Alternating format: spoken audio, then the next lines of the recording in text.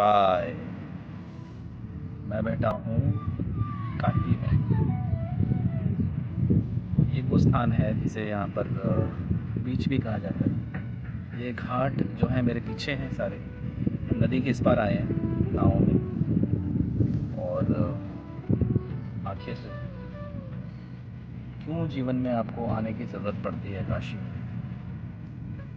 अध्यात्म से काफ़ी जुड़ा हुआ शहर है ये। दुनिया का सबसे पुराना प्राचीन शहर या गांव, आप जो भी कहिए, शिव की बसाई हुई नगरी है। और काशी विश्वनाथ मंदिर जो है यहाँ पर, उसकी काफ़ी मान्यता है। गंगा के किनारे क्यों आते हैं हम लोग? गंगा का जीवन मरण से बहुत ही पुराना रिश्ता है। अब देखें, आप पीछे मणिकर्णिका घाट है।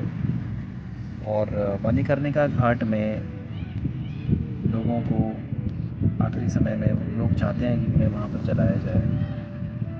मान्यता है कि वहाँ से मोक्ष की प्राप्ति होती है। तो लोग अपने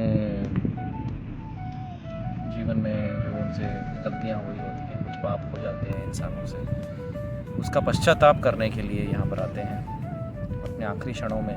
ऐसी मान्यता है कि अगर आप शरीर यहाँ छोड़ो तो आपको अच्छा जन्म या मोक्ष भी प्राप्त हो सकता है शिव की कृपा से। सब कुछ शिव की कृपा से ही होता है। काशी उन्हीं की नगरी है और इसे वाराणसी भी कहते हैं। ये 80 घाट हैं यहाँ पर, अलग अलग नाम हैं उनके। अध्यात्म की दृष्टि से देखा जाए तो यहाँ पर आने से आपको तरंगें प्राप्त होंगी जो आपकी साधना में सहायक होंगी। ऐसा भी है कि आपको, अगर आप असमर्थ हैं कहीं जाने के, तो ज़रूरी नहीं है कि आप यहाँ आइए और तकलीफ़ सहें यहाँ आने में। अगर आप ठीक हैं, स्वस्थ हैं, तो आप आइए यहाँ पर, कुछ समय गुजारिए, संतों को देखिए, सनातन धर्म को समझने की कोशिश कीजिए।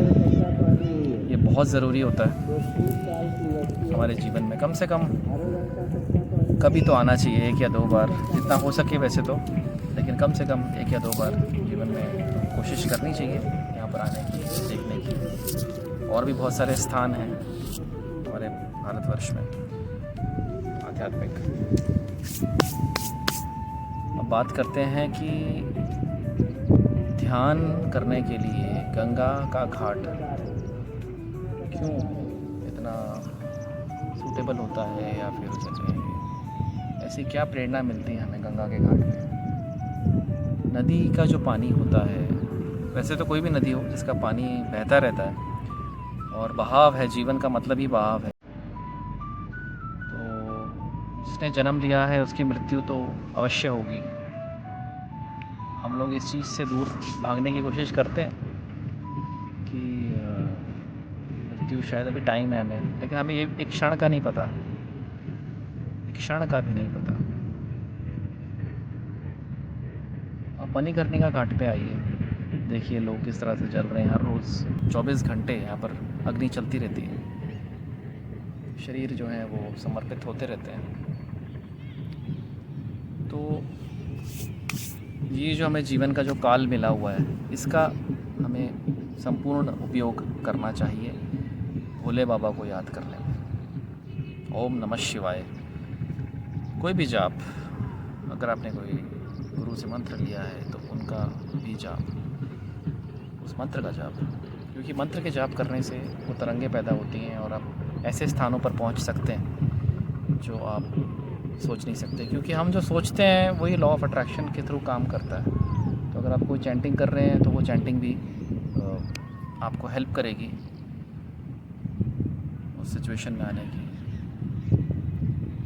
और बेसिकली हम लोग जो दुखी होते हैं वो होते हैं बाहरी, जो जैसे किसी ने कुछ कहा या कोई ऐसी चीज़ जो हमें पसंद नहीं आई, वो चीज़ को हम लोग दिल से लगाते हैं और हम दुखी होते हैं।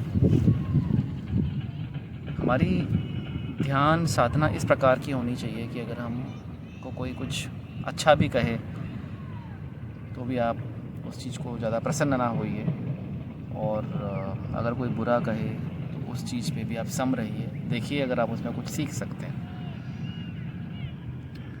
क्योंकि मन की स्थिति जो ख़राब होती है वो बाहर से ही होती है अधिकतर।